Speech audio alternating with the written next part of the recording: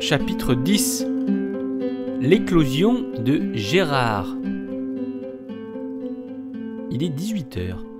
Nous voilà tous réunis à la salle de répétition. La chorale compte 15 personnes. Ça commence à faire vraiment beaucoup de personnes avec les 2 orchestres en plus.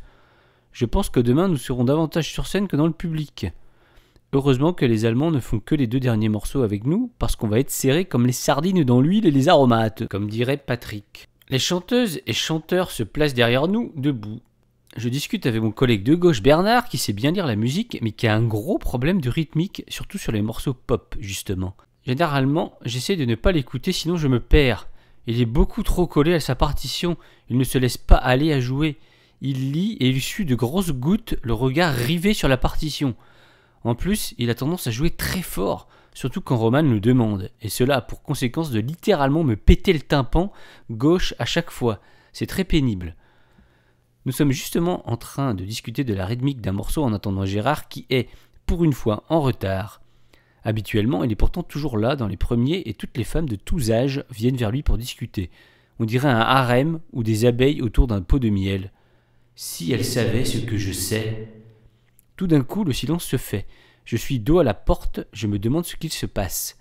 Les gens ont les yeux grands ouverts, certains mettent la main devant leur bouche pour réprimer un cri sans doute. Je me retourne. Oh mon Dieu, je n'étais pas prêt à ça. Gérard est debout à l'entrée, habillé en femme. Mini-jupe, collant croque-top avec du rembourrage au niveau de la poitrine, barésie, perruque de cheveux longs rouges, maquillé à outrance, talons hauts, très hauts même. Et le plus bizarre dans tout ça, pour moi, c'est qu'il a sa basse en bandoulière. Il s'approche de son ampli dans le silence le plus total, branche son instrument et annonce « Ça y est, Roman, je suis prêt. Je suis prêt à jouer et je suis aussi prêt à vivre ma sexualité telle qu'elle m'est apparue à mes 15 ans. Et non, je ne suis pas hétéro, je ne l'ai même jamais été. Je me suis marié pour me cacher du regard inquisiteur des gens, de ma famille, des homophobes. Mais maintenant, je sors au grand jour pour vous annoncer que j'aime les hommes. Et j'aime aussi me travestir dans des soirées drag queen le week-end, comme vous pouvez le constater. Vous voyez aujourd'hui le vrai Gérard qui se sent enfin libre, qui est sorti de son carcan dicté par cette société cruelle envers les gens différents. Si vous êtes gêné, si vous voulez que je m'en aille, dites-le moi tout de suite et je m'en irai sur le champ. C'est vous qui ne me méritez pas.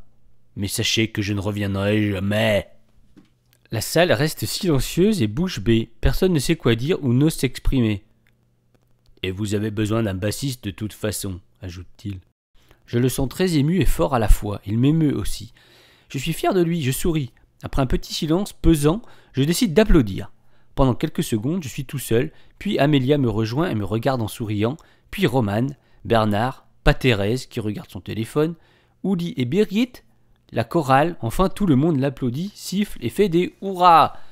« Merci à tous, ne me faites pas pleurer, j'ai mon maquillage qui va couler, » dit-il en pleurant, raté. Je me lève, pose ma guitare et vais le voir. Il m'a vraiment touché sur ce coup-là, le bougre. Je le prends dans mes bras tant bien que mal, vu qu'il a sa basse contre lui. « Bravo Gérard, je suis tellement fier de toi. »« Tu n'as pas mis longtemps à te décider, dis donc. Mais comme tu peux le voir, tu n'es pas tout seul, nous sommes tous avec toi. » Peut-être pas Thérèse par contre. Je continue plus fort en m'adressant à tout le monde en français et en allemand et en bravant mon tract de parler en public. Nous sommes tous heureux de rencontrer le vrai Gérard, n'est-ce pas ? Tout le monde crie « Oui » ou « Ya » selon sa langue d'origine, même si ces derniers n'ont pas dû comprendre grand-chose. Roman prend la parole. « Bon, félicitations Gérard. C'est chouette tout ça, mais nous avons des morceaux à répéter pour demain soir. Par contre, tu ne viens pas habillé comme ça demain, s'il te plaît. On s'habille comme d'habitude. Je peux compter sur toi ? » Oui, bien sûr, ne t'inquiète pas, Roman. Je ne suis pas idiot à ce point pour faire ça en concert officiel. Bon, très bien, tu me rassures. À un moment, j'ai eu peur que... Bref, tu m'as comprise. Je savais que tu ne viendrais pas comme ça. Bon, après ce moment d'émotion certaine, il nous reste pas mal de travail. Tout le monde est prêt ? Je sens comme une gêne dans sa voix. Quelque chose la chiffonne, j'en suis sûr. Le radar de Birgit a décidément détecté quelque chose qui ne va pas chez elle. Nous finissons la répétition vers 20h. Je me dirige vers ma chef préférée pour discuter un peu, et en me voyant arriver vers elle, je vois son visage se décomposer, et elle fond en larmes. Je suis tétanisé et je ne sais pas quoi faire. C'est moi qui ai déclenché ça ? Amélia, qui était à côté, se rue vers elle pour voir ce qui se passe. Roman la prend dans les bras en sanglotant comme rarement j'ai vu quelqu'un sangloter. J'ai moi-même les larmes qui me montent aux yeux. Tout le monde se met autour de Roman et Amélia, se demandant ce qui se passe. Amélia lui demande. « Roman, qu'est-ce qui t'arrive ?»« Juste que je suis à bout, dit-elle en pleurant de plus belle. À bout de quoi? Je ne peux plus vivre comme ça. Mais de quoi tu parles? Elle ne va pas nous faire un coming out à la Gérard, elle aussi quand même. Elle n'est pas lesbienne que je sache. Après un temps d'hésitation, elle se reprend. Ce n'est rien, je suis fatiguée ces derniers temps. Je suis désolée. Oubliez ça, je vais me reprendre. Ne vous inquiétez pas. Tu es sûr? Lui demande Amélia. Il y a 10 secondes, tu avais l'air anéanti et tout d'un coup, tout va bien? Oui, je t'assure, juste un coup de mou.